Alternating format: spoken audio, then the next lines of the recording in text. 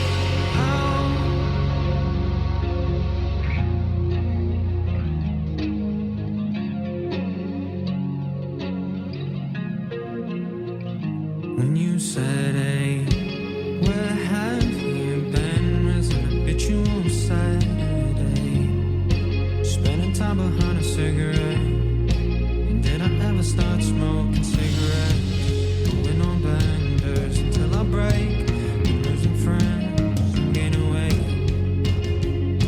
If I act my age, then I want all this to end. So when the years bring a stop to my life, all I know, it was all that simple.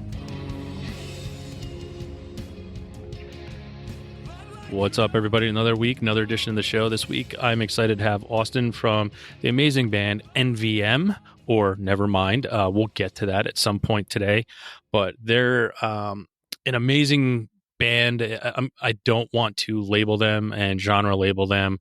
It's great fucking music. If you're going to lean anywhere, you're going post-hardcore, but they also just released an absolutely beautiful and amazing acoustic version of some of their songs, which is, I mean, if you listen to their albums and then you go and listen to this lighter touch, it is, it just shows you how great they are. So I'm very excited to have Austin here today. How you doing, man?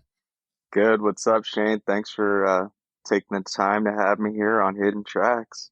Well, it's our absolute pleasure. You know, our goal here is to find awesome fucking bands that we just want more people to hear.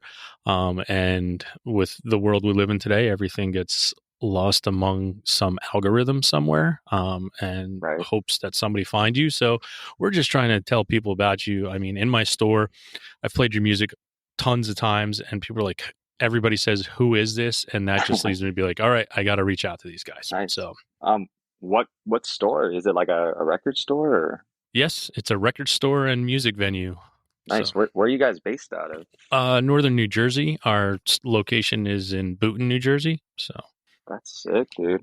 yeah. So we, the love of music built the podcast, and the podcast and all the people that were here kind of lit a fire under my ass Right. to say, hey, listen, you followed your dreams with trying to help bands on a podcast. Now bring it a little further and completely, complete that dream and build a space where the band you're trying to help can come and play when they're in the area, and where you can discuss more music with people every single day, every single hour. And so, yeah, it grew into that. So, For sure. That's right. You'll have to give me some of the specs on the venue because, you know, maybe this year we'll be out that way and that could be in the realm of possibility of playing maybe. all right. Yeah, I'll send you everything when we're done here today. Cool. So, For sure, dude. let's dive right into, you know, where everybody's going to probably tell the story 100 times, but people Uh-huh. listening to this may have not heard it. Why don't you give us a quick background story about how NVM became what it is today? For sure. So back in 2016, I had moved to southern Utah, St. George, Utah.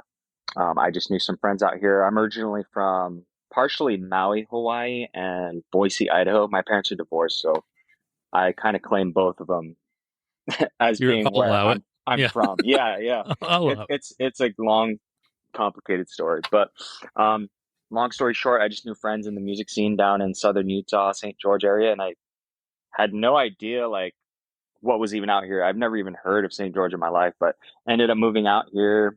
Um, I really loved it here, and I got a job at the coffee shop at the college in town, and I met just by happenstance our drummer Mickey. He's like my right hand man in the band, and he's been the longest member with me since we started. He would just come in and get like uh, Java chip frappuccinos and stuff like that, and I I give him shit like even to this day on all that stuff. But he's since graduated and gets like all the good stuff, like just regular black coffee, Yeah, he maybe a just little went bit of right to cream. black coffee. Yeah, Yeah, that's I think I hazed him enough and made fun of him enough to move on. But anyways, long story short, just met Mickey and it kind of just sparked from there. Just shared a lot of interest in music and he had tattoos and stuff and it was never in my mind to really start something serious until I met him and we got together and jammed a few ideas I had and I think we saw something more there and we rode that wave and ended up meeting a lot of our other earlier members at the start of Nevermind there, just locally and in the music scene as we were, getting to know everybody. And I mean, I was still new to St. George, so I was still just getting involved with the music scene and meeting new friends. But um, yeah, it just started that way. Just college, uh, just meeting by happenstance and hanging out, and it was just a natural progression. No, goal to really have Nevermind be something like super serious. I think sometimes that's where some of the greatest work comes out of. And, talking to as many artists as I do, I think when there's no expectation and there's no like, hey, we have to start a band, we have to write awesome songs, and we have to make this work. I think that that load, that pressure, sometimes is the biggest deterrent you could ever have to Oh yeah. actually succeeding at doing something right and having people find your music, because you're putting too much pressure on it. So Oh dude. that, Absolutely. I'm just it's immediately like referencing like to how I kind of feel today. When you started, there's that like, bright-eyed bushy tail. We're just kind of stupid and oblivious and but like there's something there that's just magical, right? But now like you're in the thick of it and there's expectation and shit, like it's kind of more stressful, but also like challenging to yourself. I mean, you're always kind of trying to like one up yourself because there's expectation there. So there's a different dynamic, when you're first starting, it's like so innocent and like, and you look back at things and you're like, oh shit, like you were completely clueless to everything. But it is part of an important process to kind of what we are now and the roots, laying the roots down and what we do understand now. Yeah, and I think we are our own worst critics, right? And we are our own worst enemies. I truly believe that. I mean, it happened with the show. I mean, it started from nothing, just talking about music and how much I loved it, and trying to show people music.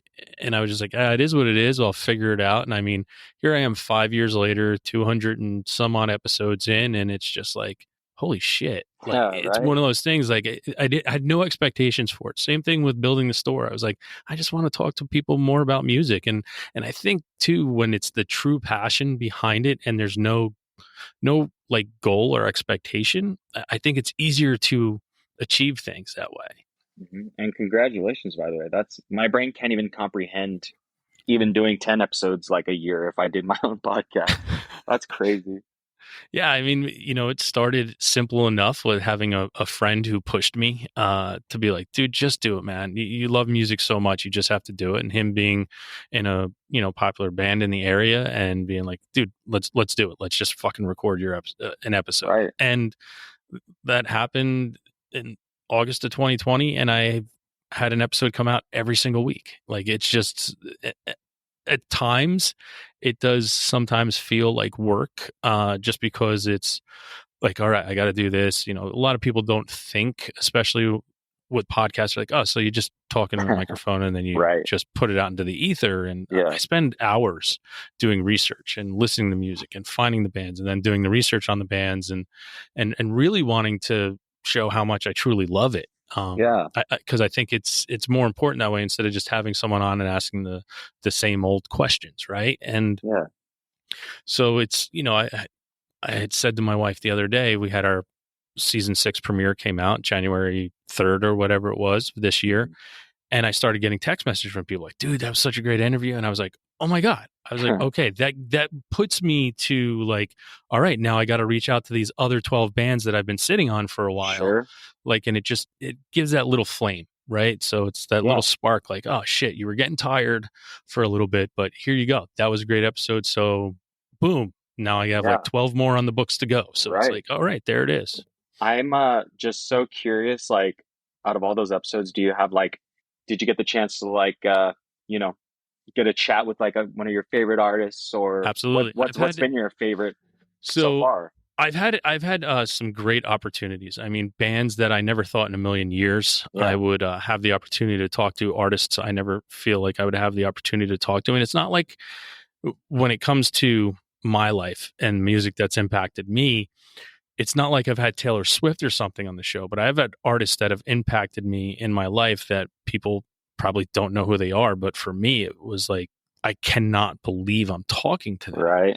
So, one of the big ones for me was the band Elliott from the early 2000s out of Louisville, Kentucky. When they were going to come back, I was their very first interview that they did. And that was, to me, I was like, that was my gold standard, like, for a very long time. Like, holy shit, one of my top 3 favorite bands of all time. They haven't been playing music in 20 years. They haven't been together, and they're coming back for a short run of 9 shows, and they're here on my show. Like, that was awesome. So there's been many people on this show that I have, when it's over and I hit stop record, I'm like, I can't believe I just talked with them. And that's, I think, where the passion breeds. Yeah, I just looked up Elliot on Spotify, and I definitely recognize his album cover from way back when. Yeah, False Cathedrals is like, that is the that's the standard I put of that era of music. I'm just like, listen to this album, and that is the standard. If nothing touches that, then it is not good. So looks rad. I'll probably deep dive into that a little bit later. Nice. Well, that's nice, dude. Good for you. Thank you. Well, enough about me, because this show's about you. Yeah, sure. So let's start early in your life, with a memory, like your first musical memory. That's something that you remember kind of piqued your interest and lifted your ears. I tell it all the time here, but it's the go point for this is I heard the Beach Boys when I was 6 years old, and my life changed forever, and I'm where I am today at fucking 48 doing what I'm doing because of that Right? moment. So Yeah. Well, for me, super early memories would be, well, being partially from Hawaii, a lot of my upbringing and music out there that I was listening to. I mean, the only music that really would come through the radio would be like a lot of local Hawaiian music, kind of akin to just reggae, kind of s- almost ska sometimes style, and then there'd be a lot of rap. So that would be my introduction to a lot of music would be like Hawaiian style local music, and um, just kind of by default, like it's standard practice for like young kids to start learning the start to play the ukulele. So that was my first instrument I ever learned, and I mastered, and all my cousins around me were jamming the uke, and um, we're always trying to one up each other with little riffs and things like that. And that was kind of where I developed just, I don't know, the skill or dexterity, like finger strength that would progress into like, learning guitar and stuff like that. So it's kind of a weird start, but that was like as early as I can remember, just like riding on the school bus driver playing just local Hawaiian music, um, you know, ukes being all around in school or at home, or growing up in the church. Like they don't play guitars and stuff like regular. It's straight up just ukes all the time. So a lot of just learning that, and yeah, that's as early as like that gets for me. So, I mean, being from Hawaii, Yeah, like other than like local music, was the only thing like really pumping into there, like through other radios, it was just like the top 40 stuff that was on the radio all the time that was popular. Like, was there any way to discover other music, let's say pre like where we are now with Spotify and stuff, but that yeah. early on it wasn't there. So how was music discovery for you to find other stuff? So this is like foreshadowing, like going into the music that I really like loved, but like the only way in Hawaii I ever heard of anything crazy or different was like, I don't know if you remember like watching like television way back when, like early 2000s type, and like the commercial, I don't even know what it'd be for, but it was like, you know, um, the compilation disc of like it have Blink 182 and it have like I Miss You, like a 10-second clip of them playing, and then it'd be like, and then like Alive by POD or whatever. Yeah, now And this is then music, one of those yeah, things. Yeah. exactly. And I had no, my brain couldn't comprehend what that even was. I just knew I really loved that. But when I was so young, I never like ran to the computer and was like Blink 182 or POD.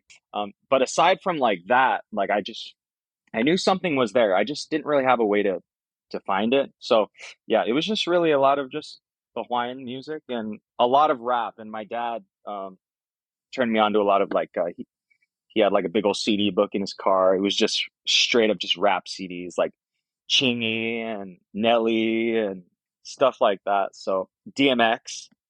So like I not a whole lot of variety there. It wasn't until I moved to the mainland and lived with my mom in Boise, Idaho. It was like fourth grade-ish. That's when like I discovered like MTV, and that's when I found like Fall Out Boy and My Chemical Romance, and dude, like coming from like Hawaii, and then like I was kind of with that foreshadowing stuff. I knew I liked that music, but I just didn't.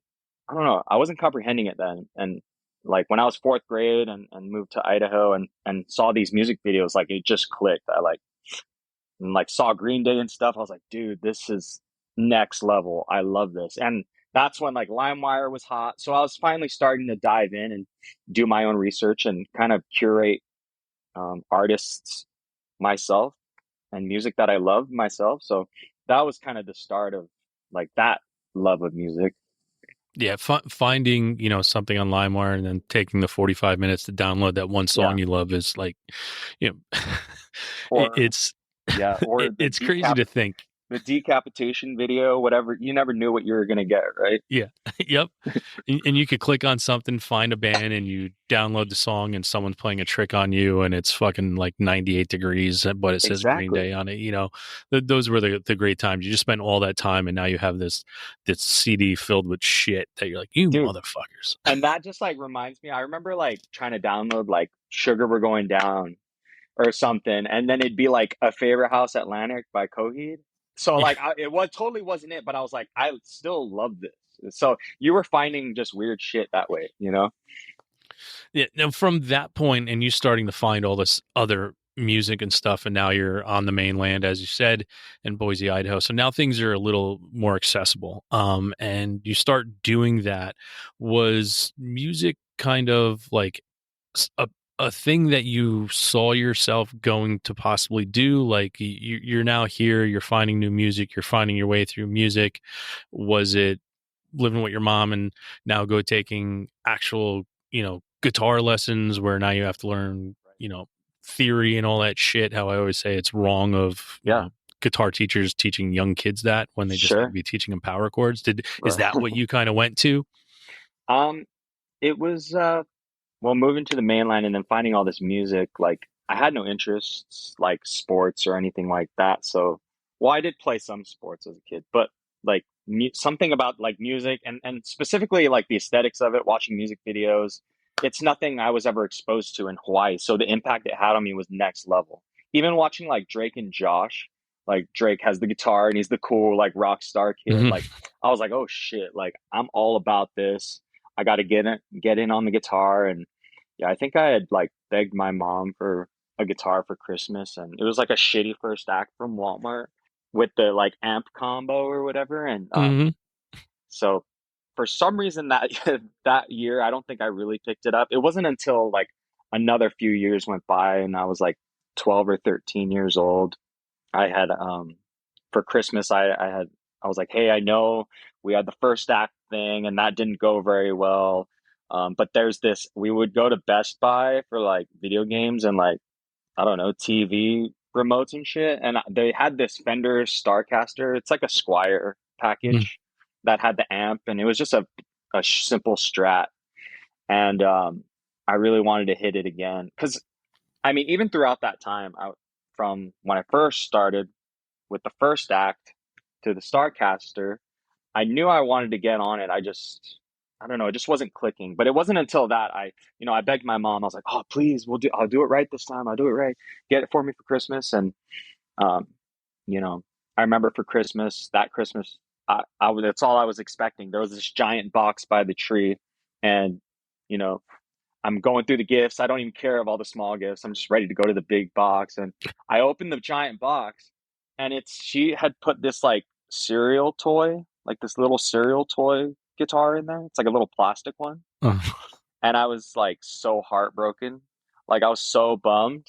And she was like, I was like near like tears, I'm sure. And she's like, just cheer up. You got, a fresh pair of socks, you know?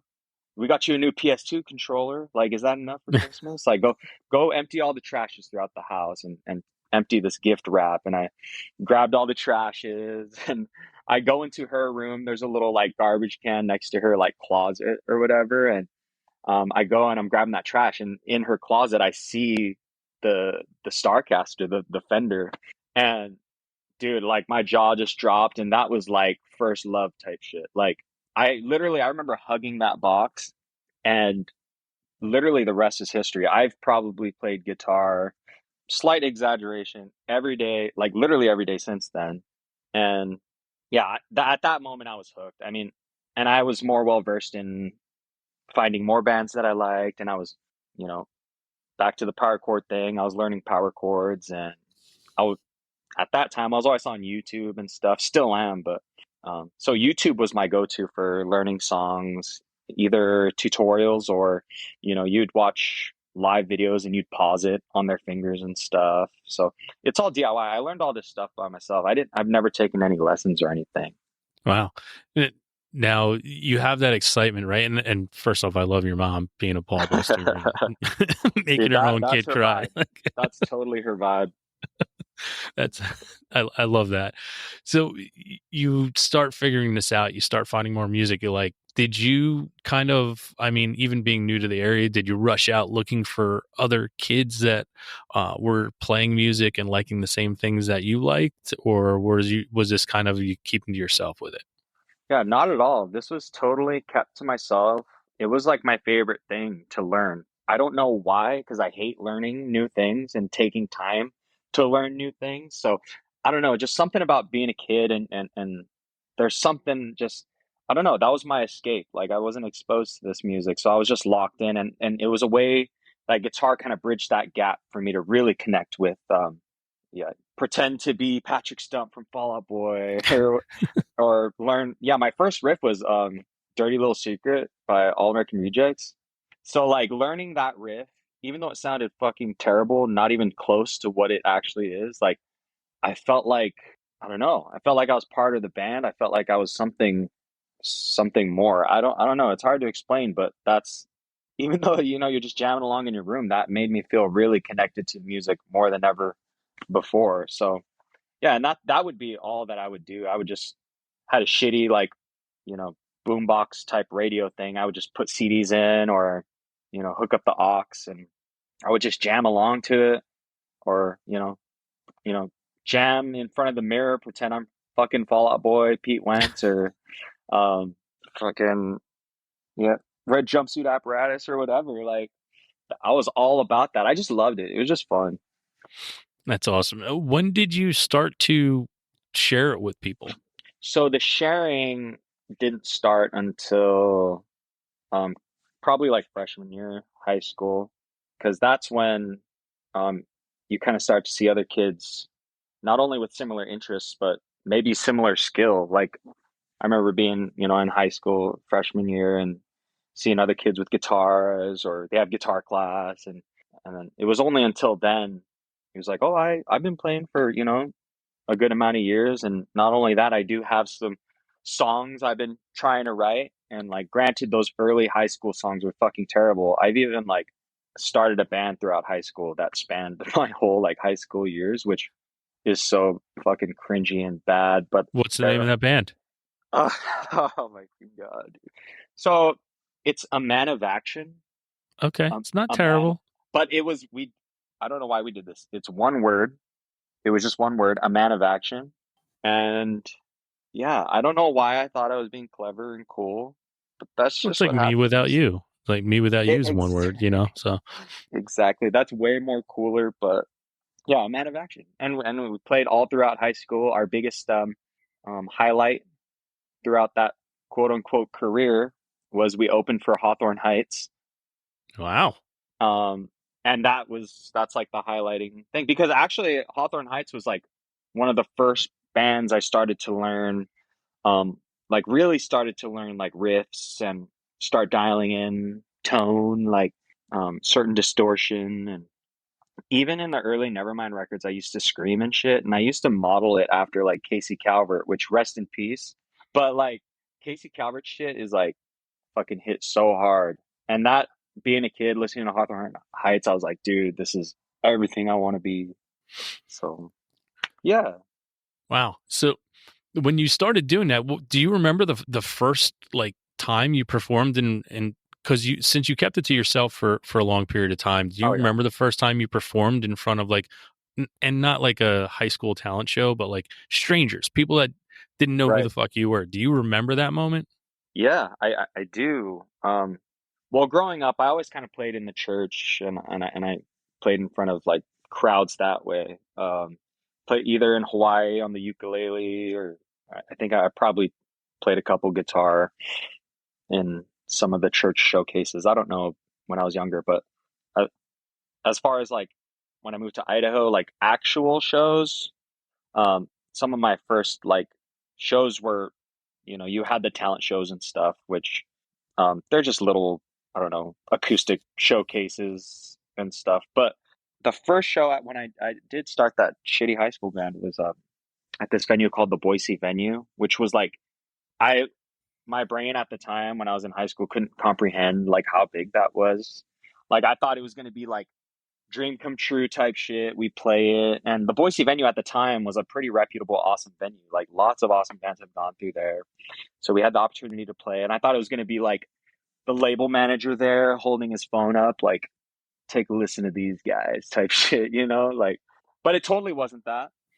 But that was I remember that being the start of like a true venue, and you know, seeing kids my age there, seeing all kinds of people there, and kind of the reality of it all starts to set in on like, okay, this is maybe something you need to really work for and build towards if you want to expect that not rock star reality, but kind of just what my mind had thought it would be. And where you are now, do you think that's where that bright-eyed kid thought he would end up right now? um I would say it probably surpassed it, but in like a totally different way. So like, and it's we're in a weird spot where it's like we'll always have like these awesome show opportunities, but it always feels like it's the last thing, or it's by happenstance or by luck, or so we're like, I don't know, we're always pretty harsh on ourselves. So yeah, it always feels like this is the last time. So I don't know, it's weird, but we're also in a weird pocket where, you know, it's been fucking banger after banger. Like we just locked in that tour with Slow Joy, which we announced yesterday. If Yeah, you got a chance to see that, I did. That's that's like awesome. that's the first Nevermind like official support tour since 2016. I mean, we've done all the DIY runs. We've done several, but this is the first like true shit. We were like, oh fuck, like this is a real tour offer. Merch order has to actually be more than 30 shirts for Yeah. 2 weeks. Like, and Slow Joy is just fucking rad, dude. And I'm so stoked to be a part of that. So just banger after banger, and you know, from in between the Slow Joy and some other big shows we've had, like we've had some cool shit. Like we played with that Drain show. I don't know if you saw Drain with Post Malone or whatever, but Post Malone was at that show, and he was watching us and rocking out, and got to, you know, open for Neck Deep out in Denver. They asked us to play for them, and that was a sold out Halloween show. It was just sick as fuck. So the opportunities are just like crazy. Like sometimes it's few and far between, but like there's a reason we are landing these opportunities, and we just keep trudging along. We just keep going. Well, I think you know, subconsciously you brought up, I think, why these things happen. And if you are playing and feel like it's going to be like this is the last time you're playing, you kind of bring a different mentality to the set, and you bring a different feeling. Like Yes, if we're going to go out, we're going to go out with a bang. And absolutely.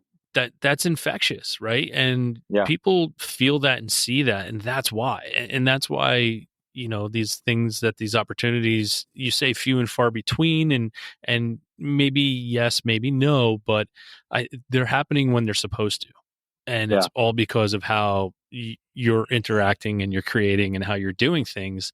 And again, it goes back to how you started. Like you never really, there was no expectation for it. So yeah. if you kind of continue to do that, I mean, the sky's the limit, because once you start putting those expectations on yourself, every single thing that doesn't happen is a letdown. Absolutely. And yeah, if you see a Nevermind show, like it's some hard on your sleeve type shit. Like I'm a fan of like mastering like vulnerability, if that makes sense. Like I just lay it all out, you know. I'm not trying to be a cool guy and look like fucking, I don't know, just a cool guy.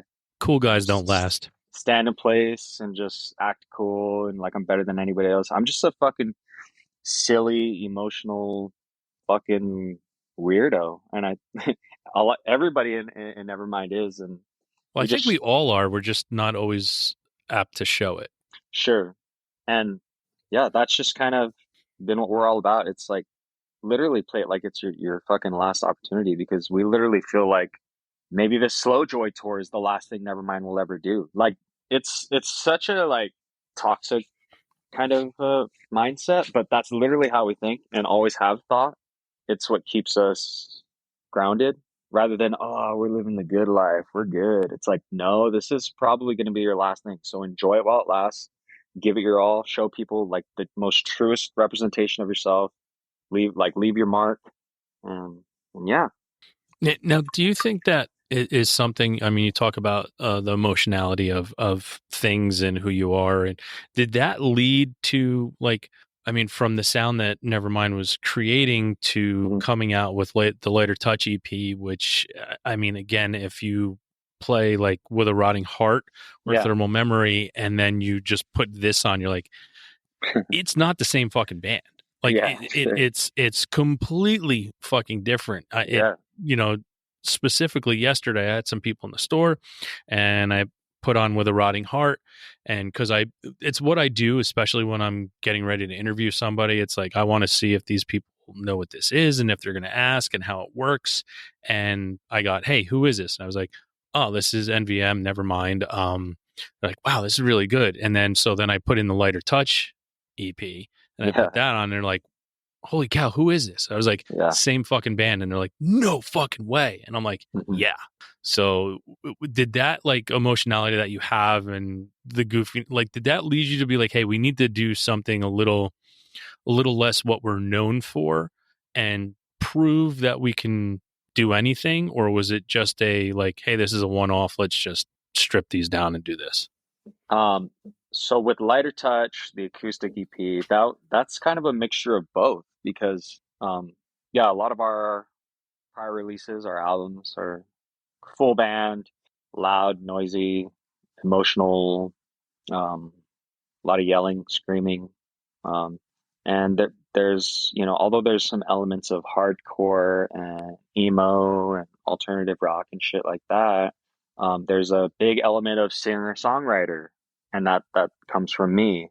And that was something that I just felt like I really wanted to share with our listener base, strip down some of our songs from our past albums. I did one single from each of our last few albums and one B-side, which not a lot of people will be familiar with, but I know there's some diehards that are like freaked out that we did some B-sides on there as well. But it was just we're just filling out some space, We were due for a new release for 2024. So that just felt like the appropriate move. We were in the middle of writing for 2025, which by the way, you shot me an email as I was sitting in studio recording our next EP. So I had to jump on here and kind of relay the info that we were kind of getting after that. But back to the original question, yeah. Just wanted to give a slightly different touch, a lighter touch. But even in some of our in all of Nevermind albums, we try to include some, maybe it's a bonus song at the end of a song or something, but it's stripped down, it's acoustic. And some people have always really loved that, even if it's just a select few people. But yeah, this was just something I just felt like was a natural release to put out, just showcase what we're capable of, and that, um, yeah, we've got a lot of different elements. Yeah, well, listen, I love it, and I think it's a perfect. It's like that when you find a band that you like, and you kind of just fall in love with the music, and then all of a sudden something is like this big drastic thing. It's like it just brings it to like, fuck, I knew they were good, but when you slow it down, sometimes too, it's like that's when I sit back and go, I knew they were good, I didn't know they were this good, and it's a simpler form of music too, right? Right? It's so that's where it's like it's so simple, but it's so impactful at the same time. Like Exactly. that's when you're like, that's how talented they are. Like, Dude, holy shit, that's so and great. I'm a super sucker for just totally stripped down acoustic singer-songwriter type shit. And Me too. as far as bands go, like sometimes you'll get hooked on the acoustic track and then you'll find the real song, or it'll just be the segue to that, or you'll just be like, holy shit, I love that full band version way more after that acoustic one sparked my interest back up for it. Or yeah, there's so many different like ways it could swing, but just a lot of pros when you do something like that. Yeah. Well, congratulations, because you did it fantastic. Thank you. What's your personal favorite song off of that, you think? So, I mean, on that, I don't have a personal favorite song, and I'm going to lead into our next question, Okay. which was going to be for you is, and then I'll give you songs that I would play for people. But if no one ever heard your band before, You told them you were in a band and you could only take one of your songs to show them that, hey, this is my band, this is who we are, and it's only one song and one song only. What would you end Uh, up playing for them? that's a super loaded question. My drummer's gonna love, or Mickey, he's gonna love that I answered this with a, a, a single song. Because he'll ask me, "What's your favorite Nevermind song?" or this and that, and I'll Well, be well, like, they can be different. So, "Yeah, I mean, sure." that's usually a follow up. It's like, what would you play for somebody, and then what's your favorite song? Um, so if I could show people one song to kind of just represent Nevermind as a whole, part of me immediately wants to say Juggling Blade.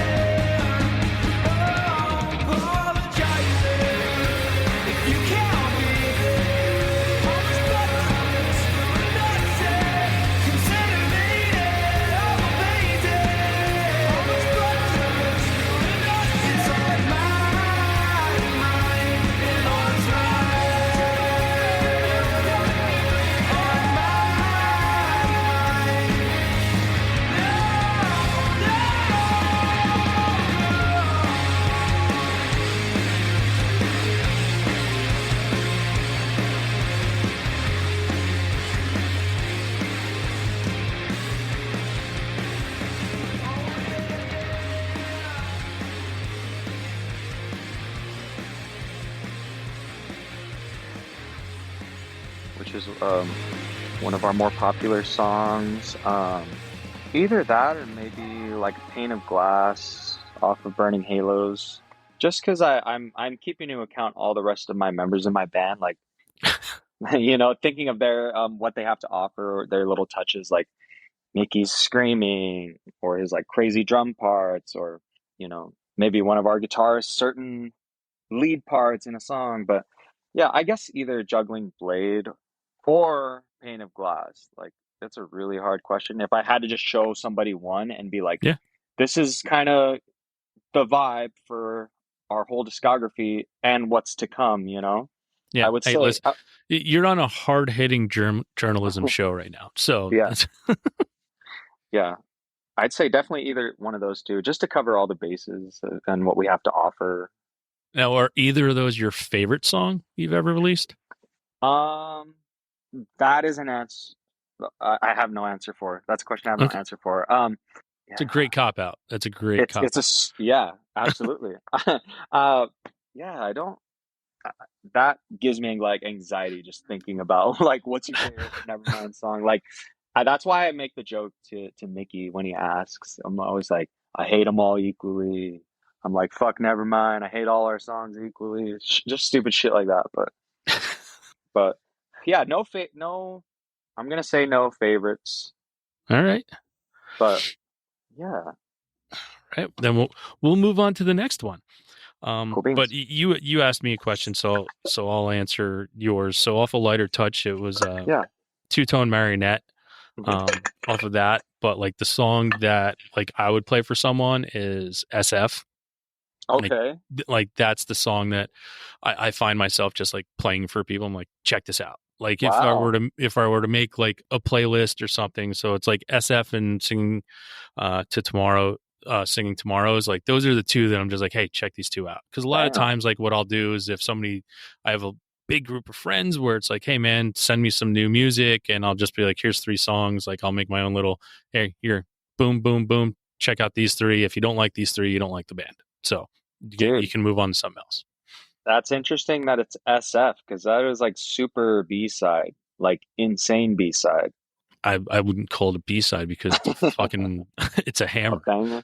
Dude, yeah, that's always like so interesting to me. Like people are like, dude, that one song, and I maybe have never even thought of that song in years. They're like, that song's a banger, and I'm like, really? Or at a live show, they're like, can you play this song into your set? And I'm like, I don't even know if I know how that even starts. Like, what's the starting chord? What's the fucking, what tuning is that in? I don't even know, but yeah, I Well, I should think get, I mean that's the yeah, big thing with music, right? And I tell people all the time, well, like once you've created something and you've put it out in the universe, it's no longer yours. yeah, People are going to attach themselves and they're going to take ownership over whatever they want, and it's that's that age old thing of selling some artists who I know have like created music and then they go back and they've pulled some of their music back and they're like, oh, well, yeah, that's when I started out and I didn't like it. I'm yeah, like, dude, you can't do that. Someone true, fell in love with that somewhere. And right. now like you're breaking like that could have saved someone's life that didn't have the opportunity to reach out to you and tell you how much it meant to them. Hmm. I go, and now you're pulling it away from them. I'm like, that's some selfish shit, man. Like Yeah, you can't do that. Like put that back up. And I did have someone who pulled their stuff down and I fucking yelled at him. And like a couple weeks later, he's like, all right, I put it back up. I'm like, yeah, well, yeah, because you can't pull it away because yeah, someone already owns that in their mind. It belongs to them forever. So you can't yeah. do that. Well, that's like back to being like a cool guy. You can't just do all the cool guy moves. Like, Yeah. and also some of our old shit, like the first releases, first EPs, like they're like fucking terrible, recording quality terrible. But there are people to this day that have like genuine connections to some of those releases. Like they lived that. It was a period of time for them, and sometimes you can, no matter what, you can always look back and like appreciate like where you were at, especially to where you are now. It's even more of a flex to just keep your old shit up and compare that to your newer shit. Yeah, I mean, listen, do I want to go back and remove like the first fucking 30 episodes of the show? Probably, yeah. Yeah, I mean, right. because like it's you don't figure things out right away, and I think it's the vulnerability in that is that people are drawn to sometimes. Yeah, There's music out there, and there's albums that are perfect albums because of their imperfections that you yeah, can hear. Like you can hear that there's some imperfections in it, and that's what draws you to it. So you can't be that person who becomes selfish and wants to, just be like, no, this is mine. exactly. The only exception that I believe is chill is maybe some cringy ass music videos that you may have made early. That The it could negatively impact the progression. I'm So just I will, I will, yes, I will allow that. I will agree with you. That, and there's kind of a reason why we only do vocals here. yeah, So, you know, exactly. Thank you. Appreciate that. it's the reason why we do it is, and it's also, I think the biggest reason why I don't do it, I did a couple, and I know for a fact that I'm not getting that real person because I know there's Yeah, a camera on them. So I'm getting right. someone who they're not instead of just having a great conversation where it doesn't fucking matter when all of a sudden you fall into a pocket and the conversation Yeah, flows. When you're on fucking camera, I can tell now I'm just yeah, it's a question and answer. It's not a conversation. yeah. True. Yeah, that actually just reminded me of a podcast I did back in like 2016 or 17. I just, well, now I'm even hyping it up even more here, but yeah, and that was a like one, and you're like, oh, that's interesting. I don't Yeah. know if I love that, but whatever. Yeah. So in your life, do you have like a band in your life that like never lets you down whenever you're searching for music, you find yourself always putting them on? I always say someone will categorize it as your favorite band. I don't. I think Yeah, favorite band and band that never lets you down is completely different. So do you like have a band that never lets you down that you constantly turn to when you want to listen to music? yeah. So what the band that I classify as like my favorite band, and I actually do have a favorite band just because of the just the connection I have with them. And when I was starting up, they were, I don't know. I don't know if it sounds silly to say like a band was there for me. The music was there for me. But No, it's and that's the best part about music because it's always there when you need it and it's there when you don't and it never judges you. So that's the for best part sure, about music. for sure. I almost just like smart assingly was just like Creed. Creed was that band. No, although I think Creed is sick as fuck. No, my favorite band is The Maine. I don't know if you ever heard of The Maine, but I haven't. I've seen them a bunch of times. So yes. yeah, Yeah. absolutely love that band. I found them when I was like in the MySpace days, like when I was young, like fourth, fifth grade, and I was barely, starting to find my way in music or with music and starting to curate my own artists and stuff. And that's just a band that I just obviously that's like the neon pop punk era, especially their earlier stuff. Like same like all time low type stuff, boys like girls. That's the type of music I like truly like just love. It's so nostalgic and I even like try to influence into Nevermind shit as much as possible because I've always wanted to be like a band like that, like just kind of pop punky, more on the poppy side of Yeah. things. But and keep in mind, like I love that shit because of the life that I grew up in, right? A lot of the reggae and rap and the serious themes, like that's why like later on, like the poppy stuff like really resonated with me because I've never experienced that before and I just loved it. And so the main just like encapsulated all that poppy stuff. They were just cool guys.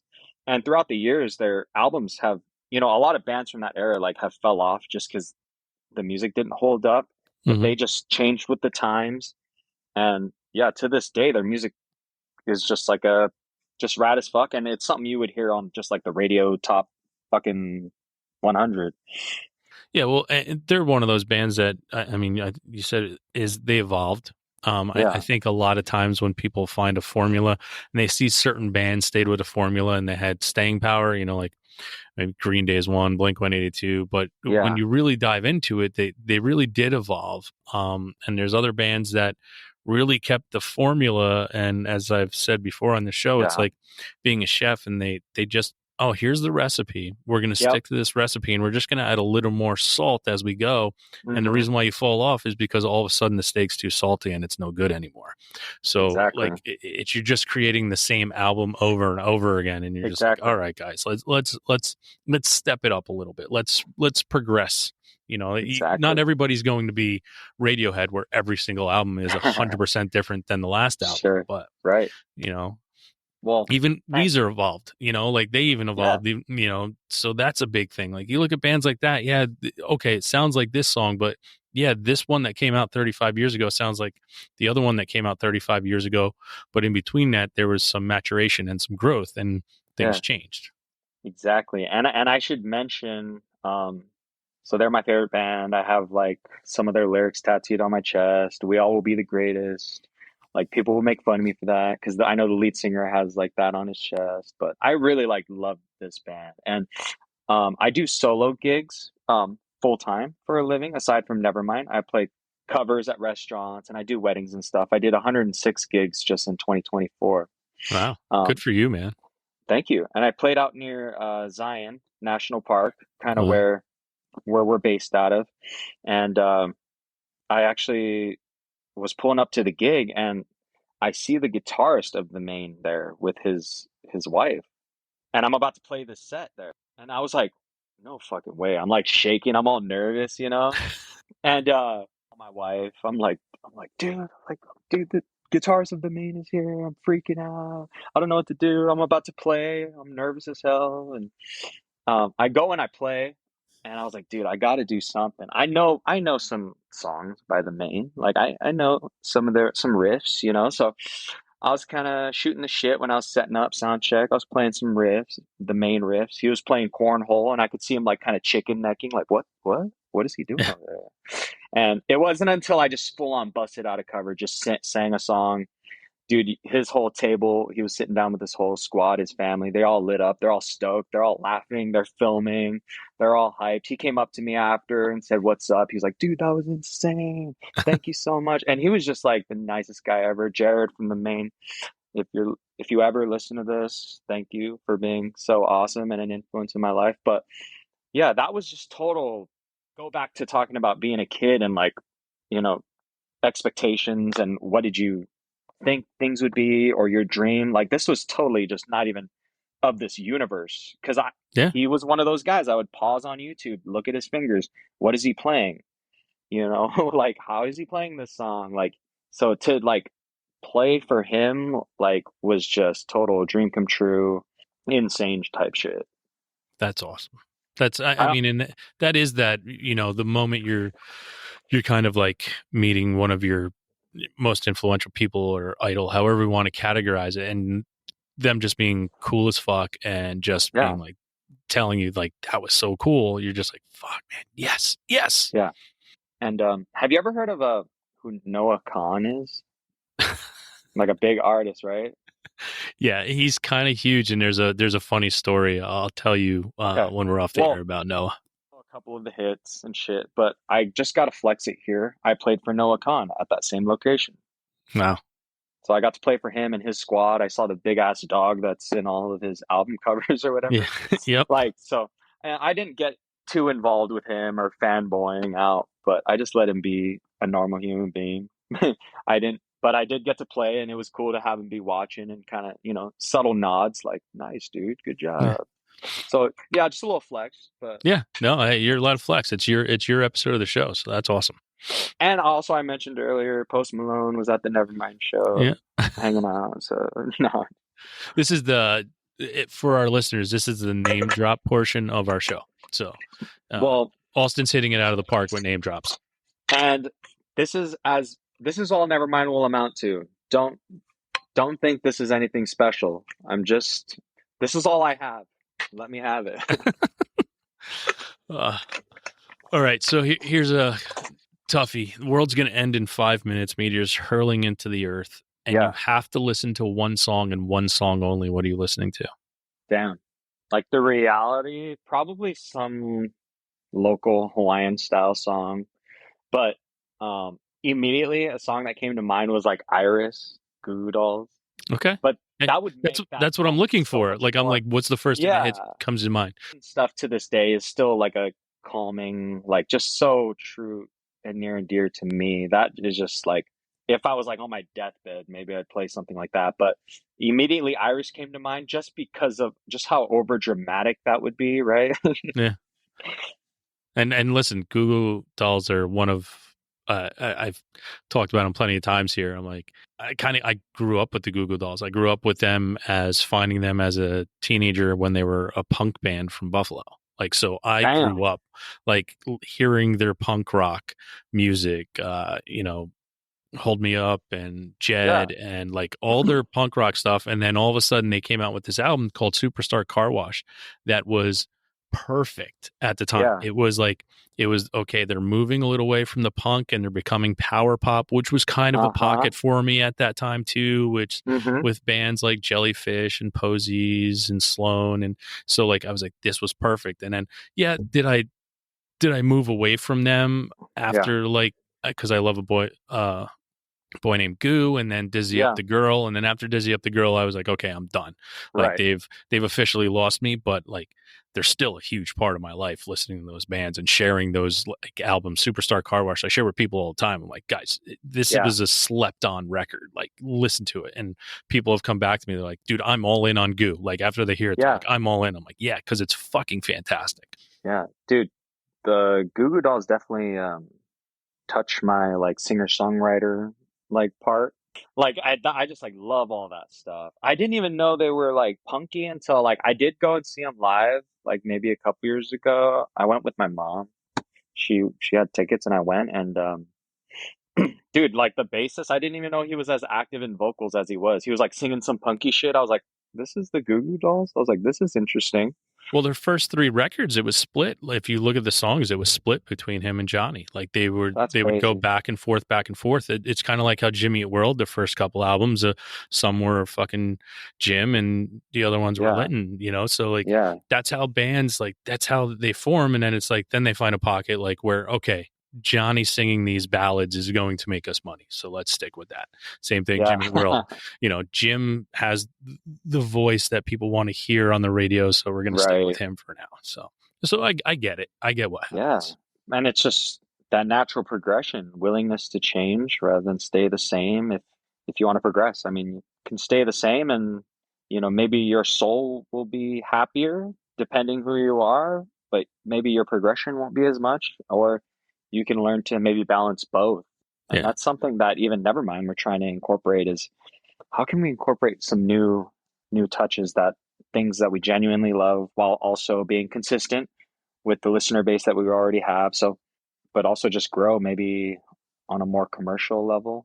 Yeah, Not so, and not that's so much hard. concern. Yeah, not so Yeah. much about the commercial level as far as structure and what we sound like, but maybe more so production touches. Like maybe we go to the right producer to make sure this is going to be like really good quality for Spotify or the radio. Because yeah, we've been through the ringer and had some terrible fucking recorded quality shit, and that long term doesn't really progress you anywhere. Short term, people might think it's cool, punky, but yeah, just long term and the sake of consistency.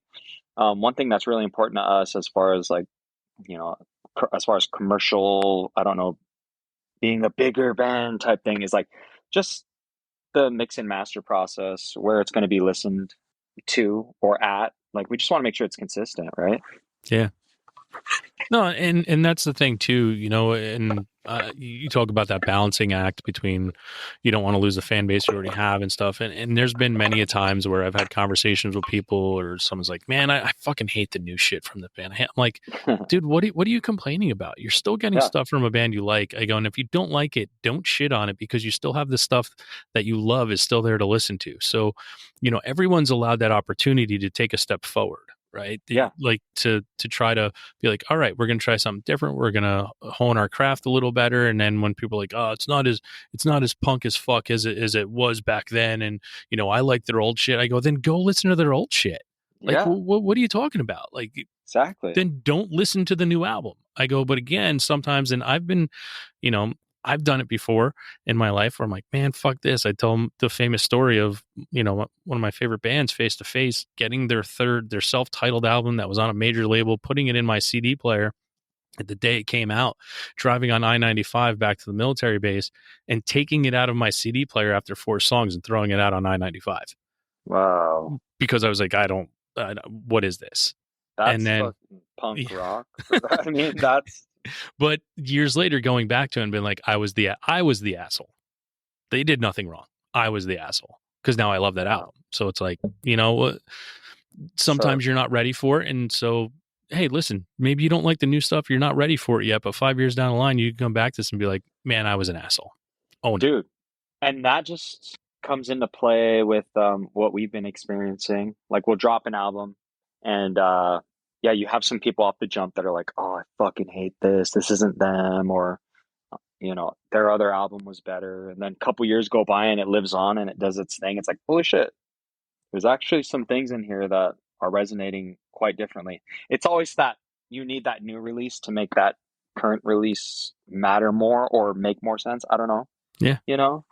And I think with this new release that we've been in the studio with, is really gonna even make our last EP, not the acoustic lighter touch, but the Burning Halos, the full band one. Hmm. That's gonna make that one make more sense. And I just want to touch here that off of the whole like, you throwing your CD off of the fucking window. That just reminded me of like just kind of like a shallow mind kind of a vibe that like I've seen like Reddit forums and shit, and I do read all of them on Nevermind, and somebody was like, "Love this band, fucking hate that new album cover they came out with, won't even listen to it or some shit." And I was just like, "Are you serious? Like, just because of an album cover, like the artwork, like, I mean, I can actually, I don't even think I can understand that. That's kind of Yeah. weird. I mean, he's like, See, yeah, love the band, hate so the you're just setting artwork. yourself up for failure reading that shit. I don't think I've read one comment ever in the history of this show.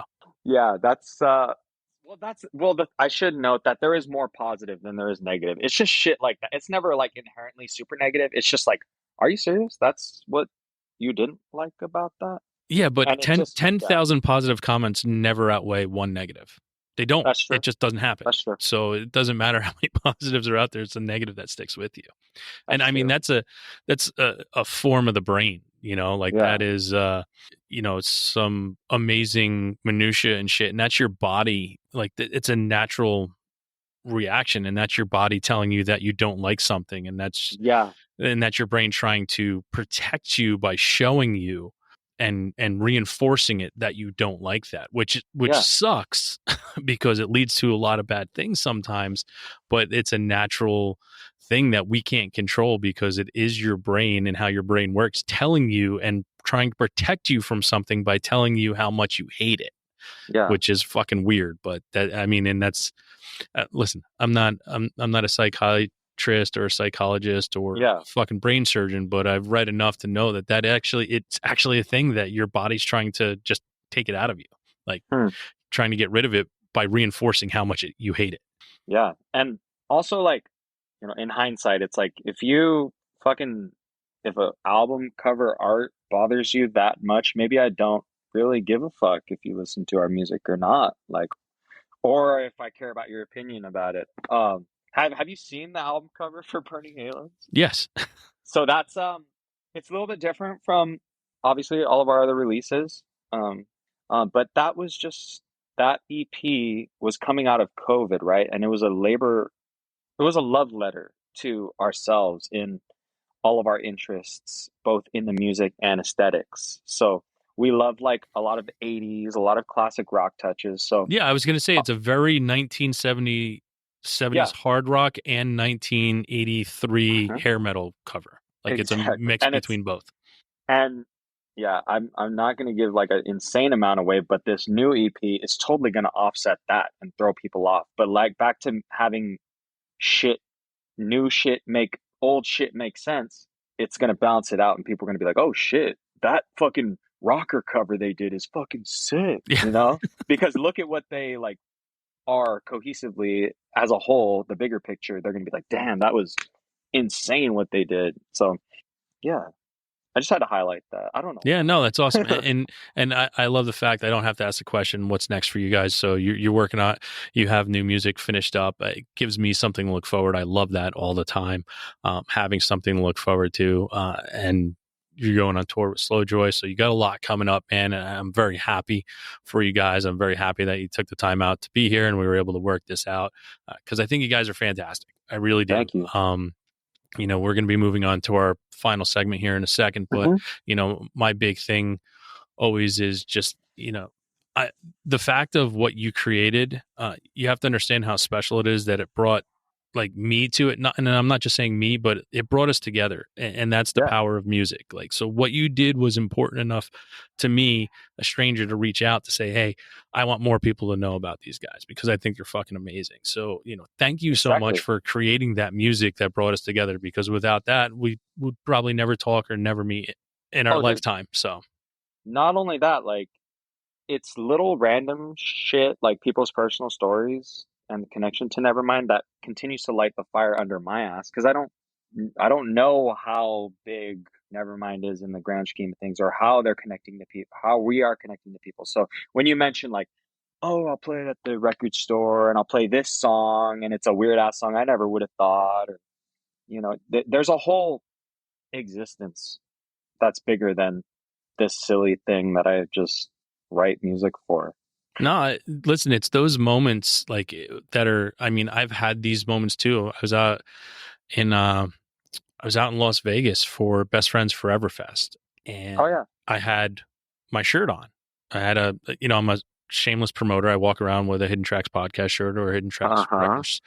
And guy comes up to me, he's like, "Oh, Hidden Tracks, that's an awesome show." I was like, "Yeah."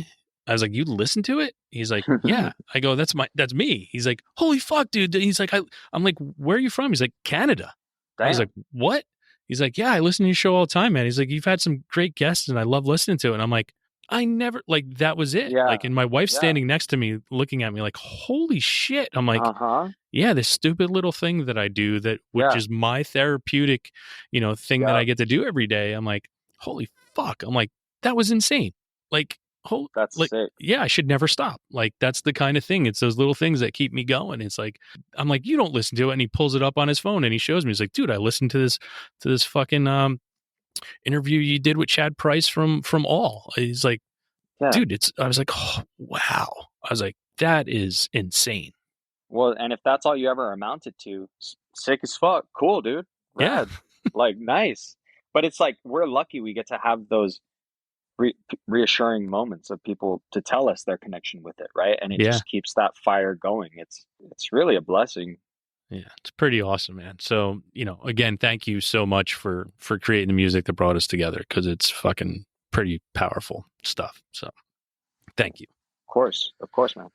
Well, so we're coming into our final segment. It is our weekly 3 segment. It is 3 things that you're listening to right now that you'd like people to check out. You give your 3 and then I give my 3. So pull up whatever playlist you got, but yeah, give me 3 things you're listening to that you'd like people to check out. So I'm just going down the list of what I have on my Spotify. I'm never too long hung up on an artist for a long time, but right now we've got, I think his name is Steven Wilson Jr. He was, if you go to our Instagram page, he was on my 3s and it was posted last night. So, dude, yeah, incredible. And I never like knew who he was until, well, obviously I've seen some YouTube videos. I'm like, who the fuck is this guy? Another industry plant. Yeah. But yeah, I deep dove into that album. I think it's Son of Dad. Son of Dad, yeah. Yeah, and dude, just the songwriting and a lot of the simplicity, just fucking, I love all that. I'm a sucker for shit like that. Yeah. I've also been getting in touch with a lot more of like my OG shoegazy type rock stuff. So like I have like Soft Kill. If you've heard of Soft Kill. Yep. They're sick. And there's also like Downward. Like been listening to a lot of Downward. And Downward, fun fact, they're out of Tulsa, Oklahoma. They were the first band we Nevermind ever went on tour with, and I think we were the first band they ever went on tour with. And they're you should maybe try to get them on the show. They're like going out on tour with like Citizen and Movements and shit like that. But wow, that's awesome. Yeah, Downward, just cool shoegazy shit. Yeah, I love that a stuff. lot of that. So yeah, I would say Steven Wilson Jr., Soft Kill, and like Downward. Awesome, man. Good 3. All right, so my 3 for this week. My first one is a band called The Howl and the Hum, UK-based rock band. They have an album called Same Mistake Twice. It's just unique rock, and with that British flair that I love. So The Howl and the Hum. Howl and the Hum. 2 is a band called The Republic of Wolves. The name of the album is Why Would Anyone Want to Live This Long? They're an indie rock band from Long Island. Just hits when it needs to. Like it's some really good work where you can be listening to a song and then all of a sudden it fucking hits and like shatters the glass and you weren't expecting it. So The album cover's sick as fuck. I gotta check this out. Yeah. And last but not least is a band called Marisol, and it's Meursault. And their self-titled album is one I recommend. It is like Scottish indie folk, and anybody who listens to the show knows my affliction with everything Scottish. For some reason, it just I am everything that comes off that little fucking aisle is my. It's just my jam. So when I find a newer band that I'm like, fuck yes, I got something new that's Scottish that I love. So nice. Yeah, those are my 3 for this week. Dude, fuck yeah. I just like searched them up on my Spotify, so I've got them queued up. Nice. Dive in. Well, let me know what you think. And like I say all the time about this segment, listen, you may fucking hate it, you may like it, but it doesn't matter because you're finding new music, and that's the whole fucking purpose of this show. So Facts. But Austin, again, thank you so much for being here. I truly appreciate what it is you do as an artist and what you've already given my ears and my soul with what you've created. And I'm excited to hear the new stuff that's going to be coming out. So just big heartfelt thank you for that. For sure. Thank you, Shane. Hopefully we'll be back soon enough. We'll catch up. Yeah. And everybody out there in the world, you know what time it is now. It's time to go out, listen to Nevermind, look them up by NVM, and have a great fucking time. Cheers.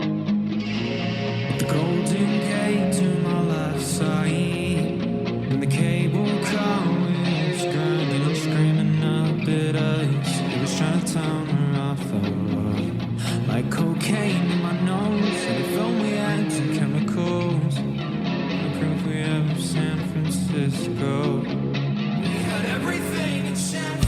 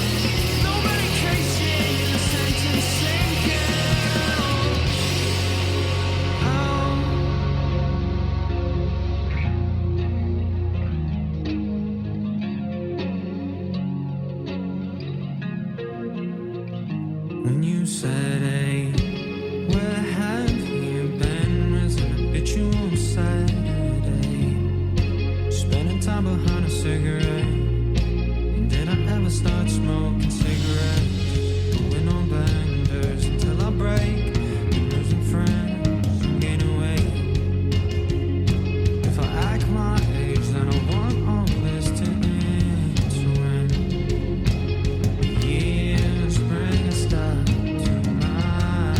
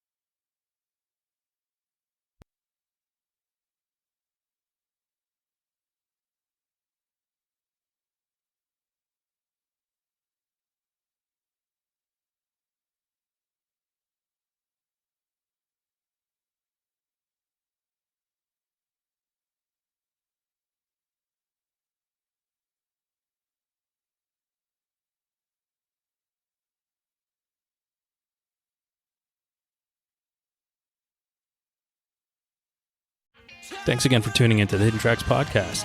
We hope you enjoyed this week's show. Don't forget to follow us on Instagram at HiddenTracks99.